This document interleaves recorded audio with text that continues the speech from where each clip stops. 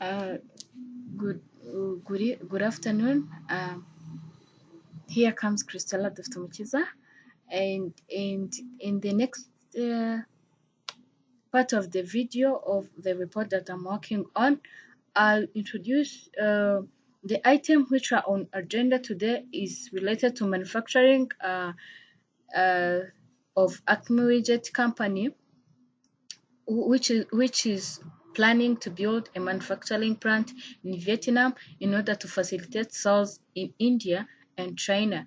So briefly in this video, we are going to talk about the key considerations involved in moving the manufacturing arm of the company overseas, how the anticipation we anticipate that the offshoring will affect the efficiency of the supply chain.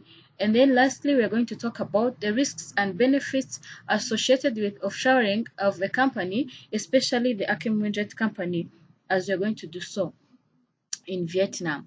So, by starting with the key considerations involved in moving the manufacturing arm of the company overseas in Vietnam, especially for the Acme Widget, I think that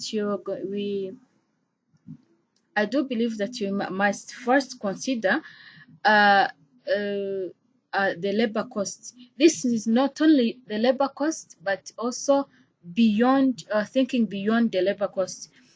This is because some companies' primary reason of sharing is in lower labor is in lower in the countries that with lower labor costs. However, the company should also look at the other factors such as transportation, shipping, supply chains, and workforce, uh, where because uh, the workers in Southern Asian countries, where Vietnam is, generally have a less expensive have workers that are less expensive to hire than Chinese employees. This is really a great thing that the company should consider the labor cost, thinking the lower labor cost instead of higher labor cost in order to improve their which will increase their profits instead of declining them. Again, looking at infrastructure, this is really important.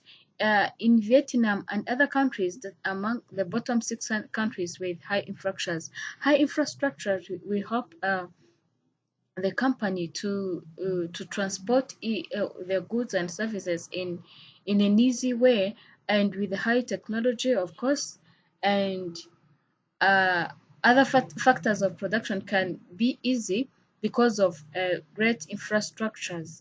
And again, we should also consider country risks.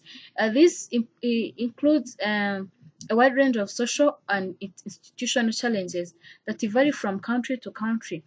For instance, while working on what we should consider in Vietnam, found the main operation risks includes corruption, of accountability, and low transparency, and the challenges of dealing with a burdensome bureaucracy. However, uh, these are the things that we should see and try to see if we can be able to handle them before we drain or we offshore our company in Vietnam, to see how these can be solved. Because on the other hand, the institutions of in Vietnam, they are really easy and flexible to work in, and again, they are encouraging foreign investors to come in the country. And again, we can consider also market size. This is to say that if a company plans to sell domestically, it makes sense to consider the size and attractiveness of local markets in that specific country and anticipate how the market will change over the decades. This is to see how the market is going to change over the past, in the future. How is it? Are they going to be having many many customers for their products. This is a thing also to consider to see if they are going to get profits in the future. And again, production volume is a key. When a country is trying to offshore, it deals with volume production. For local manufacturing, is more of smaller quantities of products, while overseas requires a big order. This is another thing that Acme Widget should consider, because we need to try to see the higher volume or lower volume of our production. We need to try to see if we can serve the market with if we can serve the demand from the market, from our customers. And again, another key issue is intellectual property, which is constantly at a risk. This is because in Asian countries, knockoff goods and imitations are constantly flowing. So the protection of intellectual property remains a huge challenge for brands manufacturing abroad. However, we should try to protect our brand and intellectual property of a company, since we've known that it's really a challenge in these Asian countries. Then the second point that I want to talk about in this video is how the anticipation of this offshoring will affect the efficiency of the supply chain. The effect of offshoring to Vietnam will affect the supply chain, because it will both positively and negatively. However, starting with positively, it will shorten. The supply chain will be shortened in order to become agile and flexible in the face of market changes, and which will impact the company in a way of reducing costs and risks. However, meeting the demand of customers can be a challenge due to inventory not being in time, which could lead to revenue cost, a loss, and further problems within the supply chain. But dealing with all the negative effects will be solved by Acme Widget involving all the activities that are involved in supply chain, which includes better plans. Our leaders should have better plans, which we should look for all the alternative, or the resources, or the sources where our products are being manufactured. We should try to look for all the resources, and again, we should try to implement the processes and deliver, and then wait for the return, which involves managing the inventory.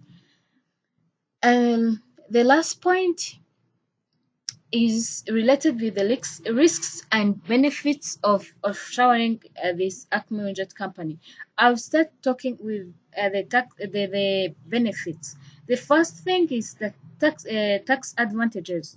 This is to say that some countries offer companies who are willing to invest low tax rate to generate more money to the business. This means that if we're able to offshore our company to Vietnam, we're going to have a tax advantage, which includes a low tax rate that are generated by those countries willing for foreign investors to come in their country and improve the well-being of the people, or their economy. And again, our company will be provided with safety of assets. This means that maybe some of the business investors protect their assets from seizure in their local homes and transfer them to offshore companies. This can help us to secure our assets in the company. And again, personal privacy. Here are confidentiality laws in the countries that want to attract offshore companies to ensure the privacy of business investors.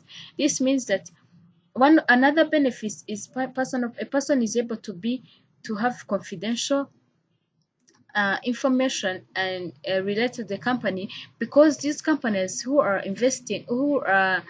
encouraging offshore companies really can keep can cause our can cause our companies to have privacy related to our company. And again, another interesting thing is that, or benefit, is that there is a political stability in a particular country, especially Vietnam, and an open government policies which allows the business to run smoothly and benefit the company through profits and a large market. However, talking about the major risks in offshoring our company, the major disadvantage is that they're expensive to set up due to legal fees which are required to incorporate on an offshore company in a given country. This will take us time, though we too, as Acme Widget, setting up the company because of different legal fees of registering and so on. This can be expensive. And again, protecting intellectual property, because in Asian countries, most of the most of most of the goods are pirated and counterfeited. This is a thing that that is a risk to offshore companies in Asian countries.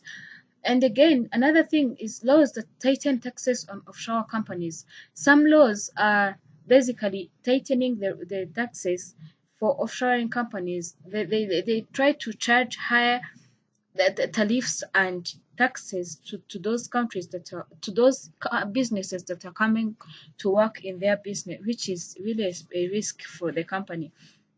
And again, uh, uh, some investing sorry doing a business of an offshoring business or offshoring a company requires uh, to invest in trainings, because looking at Vietnam specifically, it lacks a skilled workforce who meets the standard of the quality the standard quality of meeting the production. This really will require the investment of trainings of our the skilled labor to be able to work in that company. And again, lastly, being that the country is corrupt and financial stability and a weak education system, which I can combine with the point that I was talking about.